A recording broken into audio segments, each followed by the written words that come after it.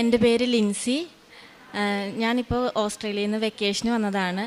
ഞാൻ Chalakudy cent Mary's ഫൊറോണ church ഇടവകാംഗമാണ്. ഇതെൻ്റെ 4ാമത്തെ സാക്ഷ്യമാണ്. അമ്മ മാതാവിൻ്റെ അനുഗ്രഹത്താലാണ് ഓസ്ട്രേലിയയിൽ രജിസ്റ്റേർഡ് നഴ്സായിട്ട് ഒരു ഗവൺമെൻറ് ഹോസ്പിറ്റലിൽ ജോലി ലഭിച്ചത്. അത് ഞാൻ ഓൾറെഡി സാക്ഷ്യപ്പെടുത്തിയതാണ്. ഞങ്ങളിപ്പോൾ ഓസ്ട്രേലിയയിൽ എത്തിയിട്ട് 1 വർഷമായി. അവിടെ ചെന്നപ്പോൾ ഞങ്ങൾക്ക് ഹോസ്പിറ്റലിൽ തന്നെ അക്കോമഡേഷൻ തന്നിരുന്നു.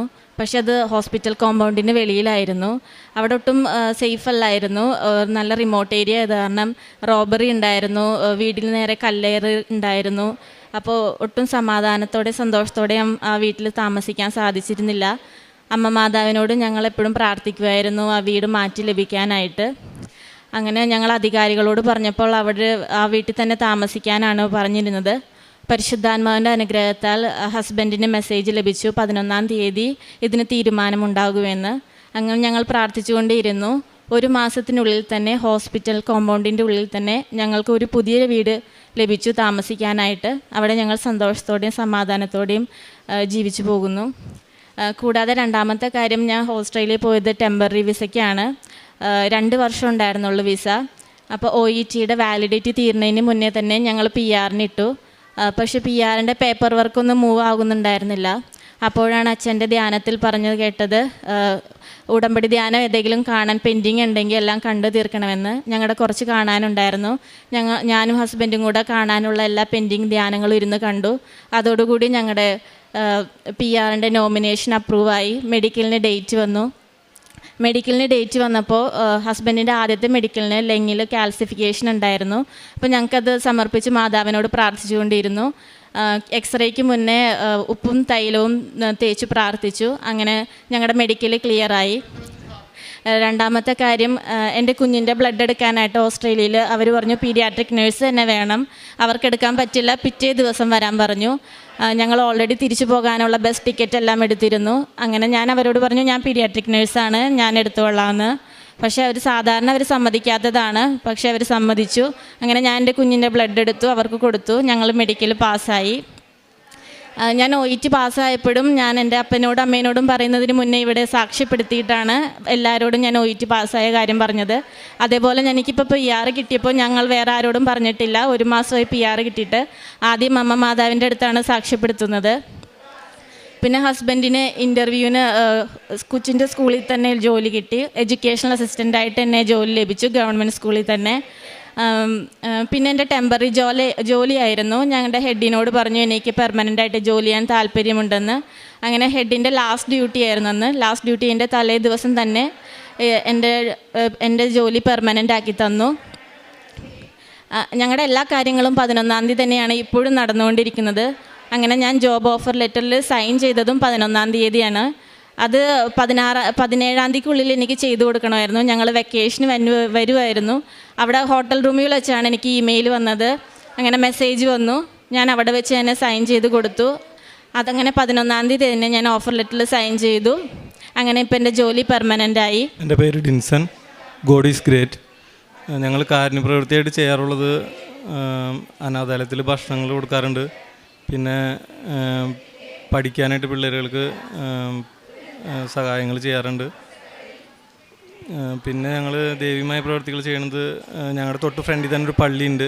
ആ പള്ളിയിൽ ഞായറാഴ്ചകളിലും മറ്റ് ആത്മീയ പ്രവർത്തനങ്ങളിലും കൂടുതൽ സമയം ചെലവഴിച്ച് അത് മറ്റുള്ളവർക്ക് പങ്കുവെക്കുകയും ചെയ്യാറുണ്ട്. പിന്നെ ഇംഗ്ലീഷ് പത്രം, വൈഫായാലും അവിടെ ഹോസ്പിറ്റലിൽ വർക്ക് ചെയ്യുന്ന ആളുകൾക്ക്, ഡോക്ടേഴ്സിനൊക്കെ ഇംഗ്ലീഷ് പത്രം കൊടുക്കാറുണ്ട്.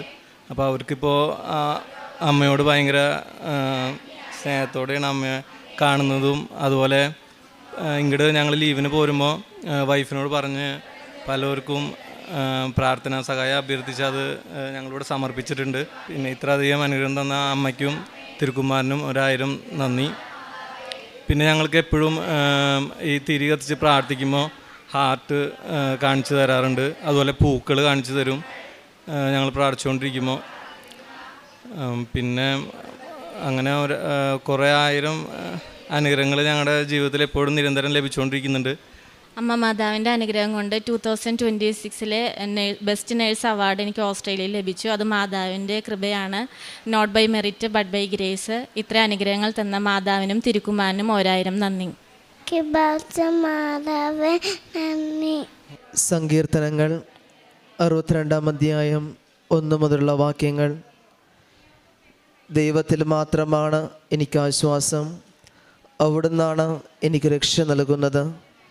അവിടുന്ന് മാത്രമാണ് എൻ്റെ അപേക്ഷയിലെയും കോട്ടയും. ഞാൻ കുലുങ്ങി വീഴുകയില്ല. പരിശുദ്ധ അമ്മയുടെ പ്രത്യക്ഷീകരണ സാക്ഷിയായിട്ട് ലിൻസി ടി ജോർജ് എറണാകുളം തൻ്റെ അനുഭവസാക്ഷി നമുക്ക് മുമ്പിൽ വ്യക്തമാക്കുകയായിരുന്നു. പരിശുദ്ധ അമ്മയുടെ ഇടപെടൽ ഈ മക്കളുടെ ജീവിതത്തിൽ നിരവധി അനുഗ്രഹങ്ങളാൽ ഇവരെ അനുഗ്രഹിച്ചിട്ടുണ്ട്. അതുപോലെ തന്നെ ഓസ്ട്രേലിയക്ക് പോകുമ്പോൾ അവിടെ ഹോസ്പിറ്റൽ അക്കോമഡേഷൻ ആണെങ്കിലും അത് ആദ്യം ലഭിക്കുക ഒരു റിമോട്ട് ഏരിയയിൽ തന്നെയാണ്. ഒരു സമാധാനം കിട്ടാത്തൊരവസ്ഥയിലായിരുന്നു ഇവരുടെ ജീവിതം. എന്നാൽ തുടർന്ന് പരിശുദ്ധ അമ്മയോടും ഉടമ്പടിയിൽ വെച്ച പ്രാർത്ഥനയുടെയും ആവശ്യമായി അത് ഹോസ്പിറ്റലിലോട്ട് മാറുവാനും അവർക്ക് തുടർന്ന് സമാധാനമുള്ള ഒരു വീടും അന്തരീക്ഷമൊക്കെ ലഭിക്കുകയുണ്ടായി. അതുപോലെ തന്നെ ഇവിടുന്ന് പോകുന്നത് ടെമ്പററി വിസയിലാണ്. പിന്നെ തുടർന്ന് പരിശുദ്ധ അമ്മയുടെ സഹായത്താൽ അത് പൂർണ്ണമായിട്ടുള്ള ഒരു സ്ഥിര രീതിയിൽ ജീവിക്കുവാനായിട്ടുള്ള സാഹചര്യമായിട്ട് മാറി.